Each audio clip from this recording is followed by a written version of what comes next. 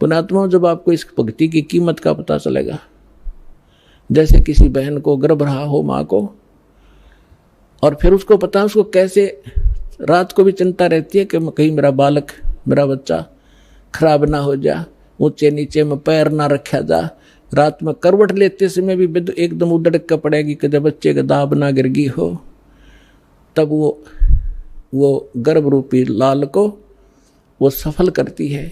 इसी प्रकार परमात्मा बताते हैं, जैसे माता गर्भ को रखे यतन बना और ठेस लगे तो वो खराब हो जा तेरी, ऐसे भक्ति न सावे।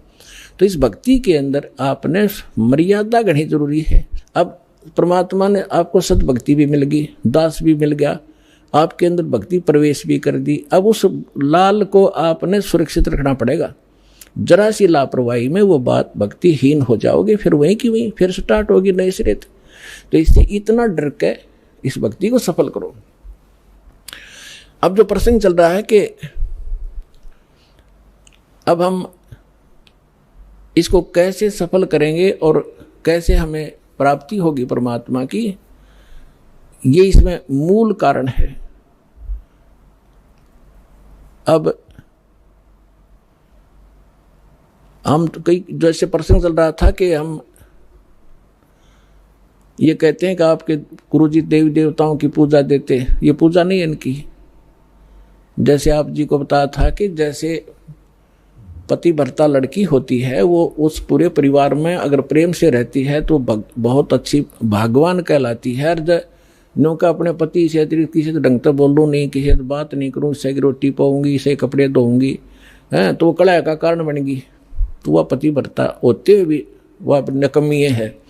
तो इसलिए हम यहाँ भक्ति करेंगे, और ये ब्रह्मा विष्णु महेश हमारे अंश हैं, अंग नहीं, अलग नहीं है। जैसे प्रसंग चल रहा था उस पर फिर आते हैं कि परमात्मा ने बताया है कि तुम साहेब, तुम संत हो, तुम तो सतगुरु, तुम हंस। अब रामानंद जी ने कहा है कि तुम ही भगवान हो और तुम ही सतगुरु हो, सच्चा ज्ञान देने वाले। तो 600 वर्ष पहले परमात्मा ने आके बताया था। अक्षर पुरुष एक पेड़ है, यानी एक सतगुरु की भूमिका की वो भगवान तो है ही है। वेद बताते हैं वही परमात्मा आकर यहाँ सच्चा ज्ञान देता है, लोकोक्तियों के माध्यम से, दोहावलियों के माध्यम से अपना ज्ञान प्रचार करता है, जिस कारण से लोग अनजान में उनको कवि करने लग जाते हैं, लेकिन वो परमात्मा होते हैं। अक्षर पुरुष एक पेड़ है, सरपुरुष वा की डार, ज्योत निरंजन को सरपुरुष भी कहते हैं, अभी आपको पहले डिफाइन किया था। और तीनों देवा शाखा है भाई पात रूप संसारे, उल्टे लटके हुए संसार रूपी वृक्ष जो जमीन से बाहर दिखाई देता है, उसको डिफाइन किया परमेश्वर ने कि अक्षर पुरुष तना, अक्षर पुरुष तना, उससे एक मोटी डार निकली है ज्योत निरंजन, ये सरपुरुष समझो। उस मोटी डार के फिर 3 शाखा है, रजगुण ब्रह्मा, सतगुण विष्णु, तमगुण शिव जी। और पात रूप, उन तीनों शाखाओं के आगे फिर हम पात हैं। अब यहाँ एक तो ये जो इनकी धारणा और सोच गलत है, उसको दास क्लियर करना चाहता है कि जैसे हम कोई भक्ति रूपी पौधा बोएंगे, यानी कोई पौधा लाए आम का, और उसको जड़ की तरफ से बोना चाहिए, समझदारी है गड्ढे में, और जड़ की सिंचाई करनी चाहिए। तो जड़ की सिंचाई हम करेंगे तो वो तना भी, डार भी और टहनी भी बड़ी होंगी, वो पेड़ बनेगा। और हमने क्या कर रखा कि हमने पौधा उल्टा रोप लिया भक्ति रूपी, हमने ब्रह्मा विष्णु महेश इन शाखाओं को इष्ट मान लिया और इनको गड्ढे में डाल दिया, इनको तो गड्ढे में डाल लिया, जड़ कर दी ऊपर ने, और हम सिंचाई करने लगे इनकी। आपको एक चित्र दिखा देता हूं, जल्दी समझ में आ जाएगी। ये देखिएगा, हमने पौधे को कैसे बीजना चाहिए था और बीज कैसे दिया। ये है संसार रूपी वृक्ष।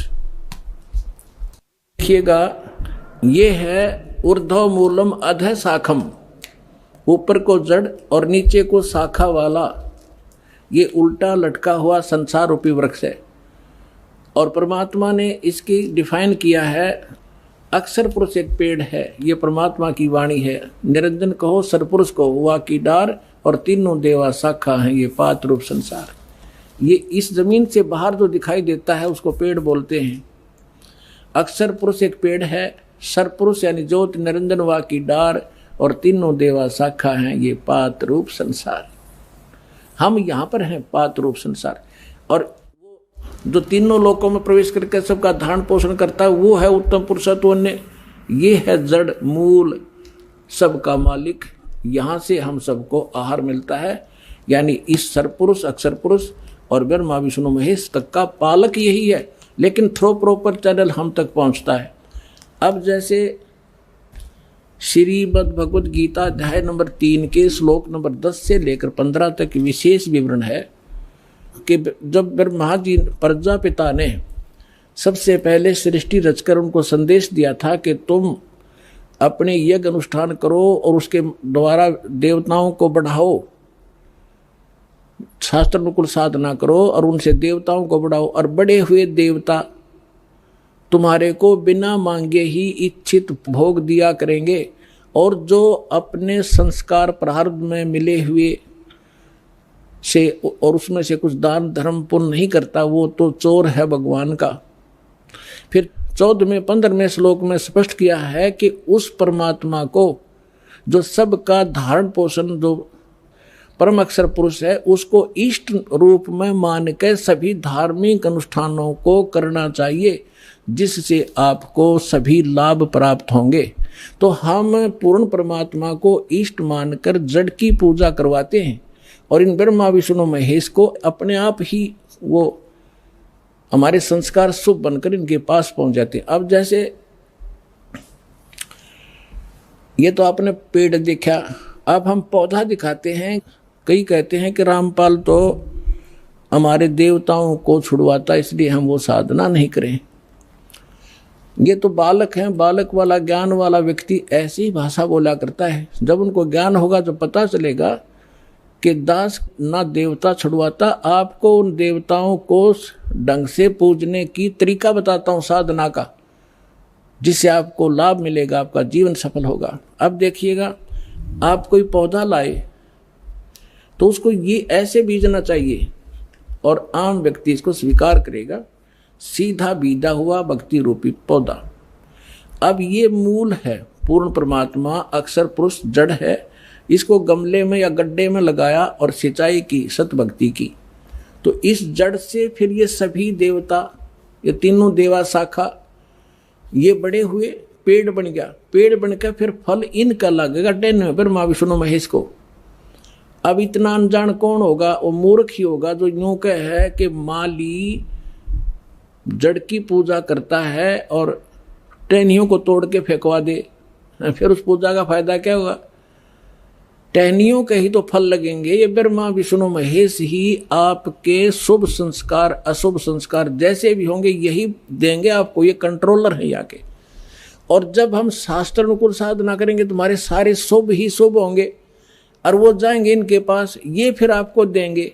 जैसे जड़ की पूजा की ये एग्जाम्पल है, ये उदाहरण है कि जड़ की पूजा करने से वो टहनियों के फल लगेंगे, और वो फल अपने आप लगेंगे, वो टहनियों के बस की नहीं। यानी आपके शुभ संस्कार होंगे तो ब्रह्मा विष्णु महेश आपको देंगे ही देंगे, चाहे आप कितना बैठे हो, चाहे जंगल में बैठे हो, वहां भी जाकर देंगे आपको। ये इनका कर्तव्य बना है। अब आप कैसे कर रहे हो और दास क्या करवाना चाहता है ये देखिएगा। आप ऐसे कर रहे हो, आपने क्या किया है? भक्ति रूपी पौधा यानी साधना शास्त्र विरुद्ध कर रखी है। आप ब्रह्मा विष्णु महेश को इष्ट मान लिया और इसको गमले में लगा दिया टहनियों को, और इसकी इनकी पूजा शुरू कर दी, जड़ छोड़ दी। ये भक्ति रूपी पौधा आपका सूख गया, जिस कारण से आपको कोई लाभ आध्यात्मिक प्राप्त नहीं हो रहा। दास कहता आप इसको ऐसे कर लो, बस ये ब्रह्मा विष्णु महेश है, इनका फल लगेंगे इन टहनियों के, और बिना मांगे ही आपको फिर ये फल दिया करेंगे जब आप इस मूल की पूजा करोगे। एक कैसा दे सब सद है, एक कैसा दे सब सद है, और सब सद सब जावे, माली सिंचै मूल को हो, फल फूल गए। इतनी सी बात है, और ये हमारा शास्त्र अनुकूल ज्ञान है और शास्त्र अनुकूल साधना है। प्राप्त करो और अपना कल्याण कराओ।